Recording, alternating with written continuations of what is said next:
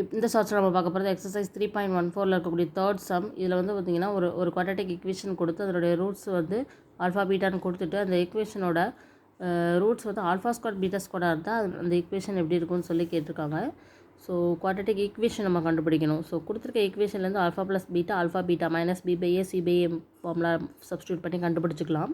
So இப்போ வந்து alpha பீட்டாக்கு பதிலாக ஆல்ஃபா ஸ்கொயர் அண்ட் பீட்டா ஸ்கொயராக ரூட்ஸ் இருந்துச்சுன்னா ஈக்குவேஷன் எப்படி மாறுதுன்னு பாருங்கள். ஸோ ஒரு குவாட்ரேட்டிக் ஈக்குவேஷனோட ஜென்ரல் ஃபார்மேட் என்னது? X square minus alpha plus beta into x plus alpha beta இல்லையா? இங்கே வந்து ரூட்ஸ் வந்து ஆல்ஃபா ஸ்கொயர் பீட்டா ஸ்கொயர்னு இருக்கிறதுனால எப்படி எழுதியிருக்கோன்னு பாருங்கள். X square minus alpha square plus beta square into x plus alpha square beta square is equal to 0ன்னு. அப்போ நம்ம alpha square plus beta square கண்டுபிடிச்சி ஆல்ஃபா ஸ்கொயர் பீட்டா ஸ்கொயர் கண்டுபிடிச்சி இந்த ஜென்ரல் ஃபார்மேட்டில் சப்ஸ்டியூட் பண்ணாலே போதும்.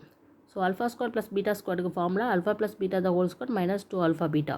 ஸோ அதோட வேல்யூஸ் நம்மளுக்கு தெரியும். அதை சப்ஸ்டியூட் பண்ணி 44 கிடச்சிருக்கு. ஆல்ஃபா ஸ்கொயர் பீட்டா ஸ்கொயருக்குமே alpha beta the whole square alpha beta அப்படி போது -4 த ஹோல் ஸ்கொயர் 16ன்னு கிடச்சிருது.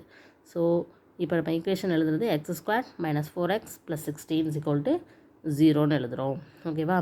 ஸோ அதே மாதிரி தான் கீழே இருக்க சம்லையுமே ஒரு ஈக்குவேஷன் எப்படி கொண்டு வரேன்னு பார்த்தீங்கன்னா, இங்கே வந்து 2 பை ஆல்ஃபா ப்ளஸ் 2 பை பீட்டாங்கிறது தான் ரூட்ஸ்ன்னு கொடுத்துருக்காங்க.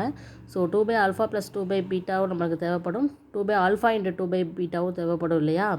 ஸோ அதை எல்சிஎம் எடுத்து அதை alpha plus beta by alpha beta டேர்மில் மாற்றி சப்ஸ்டியூட் பண்ணும்போது நம்ம ஈஸியாக ஈக்குவேஷன் ஃபார்ம் பண்ணிடலாம். இந்த சம்மை நம்ம டீட்டெயிலாக பார்க்கணும் அப்படின்னா மேக்ஸ் டியூப் சேனலை சப்ஸ்கிரைப் பண்ணி வச்சுக்கோங்க. 10th ஸ்டாண்டர்ட் சமச்சீர் மேக்ஸ் சப்ஜெக்ட்டில் இருக்கக்கூடிய ஒவ்வொரு எக்ஸசைஸ் சம்மும் டீட்டெயிலாக பார்த்துட்ருக்கோம்.